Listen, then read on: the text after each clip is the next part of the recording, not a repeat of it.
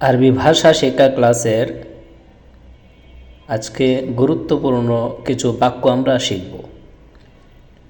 গত ক্লাসে আমরা শিখেছিলাম যে হাজা হাজা এটা কাছে কোনো শব্দের সাথে ব্যবহার হয়।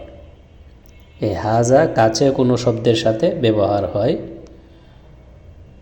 আর যালিকা যা এই জালিকা দূরে কোনো শব্দের সাথে ব্যবহার হয়। জালিকাটা দূরে কোনো শব্দের সাথে ব্যবহার হয়, এটা আমরা গত ক্লাসে শিখেছি। তো এখানে কিছু উদাহরণ আছে, আজকে আমরা এই উদাহরণগুলো পড়ব যাতে করে হাজা আর জালিকা এর ব্যবহারটা ভালো করে বুঝে আসে। হাজা বাবুন, ইহা একটি দরজা। যালিকা মিসবাহুন, উহা একটি বাতি। হাজা জিদারুন, ইহা একটি দেয়াল। যালিকা কুরসিয়ুন, উহা একটি চেয়ার।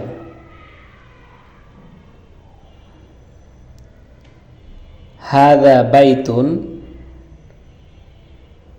ইহা একটি ঘর। হাজা কুরসিয়ুন, ইহা একটি চেয়ার। যালিকা মসজিদুন, উহা একটি মসজিদ। হাজা সারিরুন, ইহা একটি খাট। হাজা জিদারুন, ইহা একটি দেয়াল। যালিকা মিসবাহুন, উহা একটি বাতি। যালিকা সারিরুন, উহা একটি খাট। হাজা বাবুন, ইহা একটি দরজা। যালিকা জিদারুন, উহা একটি দেয়াল।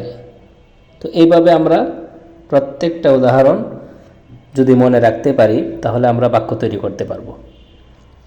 তারপর আমরা এই বাংলা যদি বুঝে আসে তখন শুধু আরবিগুলো কয়েকবার পড়ব। আর ছবিগুলো যেহেতু পাশাপাশি দেয়া আছে, অর্থটা মাথায় শুধু এতটুকু বুঝে আসলেই চলবে যে হাদা বাবুন মানে হলো ইহা একটি দরজা। এটার বাংলা মুখে উচ্চারণ করার দরকার নেই। তখন শুধু বেশি বেশি বেশি আরবিটাকে পড়তে চেষ্টা করবেন, তাহলে ভাষাটা শিখতে সহজ হবে। তাহলে দরজার দিকে দেখে ইশারা করে শুধু বলবেন হাদা বাবুন, হাদা বাবুন, হাদা বাবুন। যালিকা মিসবাহুন, যালিকা মিসবাহুন, যালিকা মিসবাহুন। হাদা জিদারুন, হাদা জিদারুন, হাদা জিদারুন। যালিকা কুরসিয়ুন, যালিকা কুরসিয়ুন, যালিকা কুরসিয়ুন।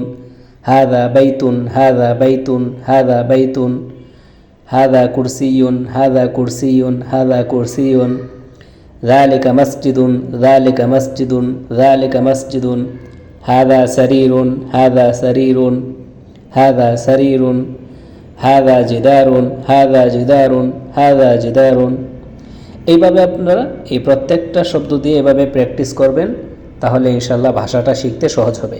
অর্থাৎ আমরা যে ওয়ার্ডগুলো শিখব, এই প্রত্যেকটা ওয়ার্ড বাংলা প্রথমে মাথায় রেখে আগে বাংলাটাকে বুঝে নিব, তারপর বুঝে আসলে এরপর আর বাংলা বলারও দরকার নেই, বাংলার সাথে সাথে উচ্চারণ করারও প্রয়োজন নেই। শুধু ছবি দেখে দেখে আরবিটাকে বেশি ব্যবহার করব, অর্থাৎ চিত্র দেখে দেখে চিত্রের সাথে ওই আরবিটাকে বলবো।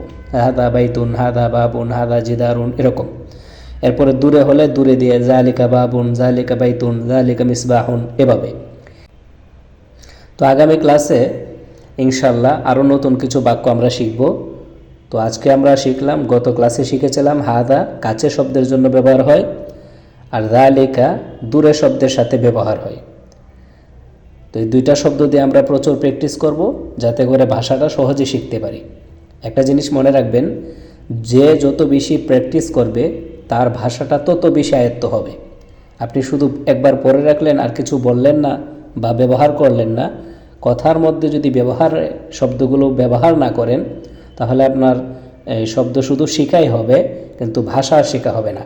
তাই যেই শব্দগুলো আমরা শিখব এবং ব্যবহারগুলো শিখব, বইয়ের মধ্যে যে উদাহরণ আছে উদাহরণগুলো শিখব, এগুলো আমাদের নিজেদের কথার মধ্যে ব্যবহার করতে হবে, প্রচুর পরিমাণ ব্যবহার করতে হবে। যে যত বেশি ব্যবহার করবে কথার মধ্যে, শব্দগুলো প্র্যাকটিস করবে, সে তত তাড়াতাড়ি ভাষা শিখতে পারবে।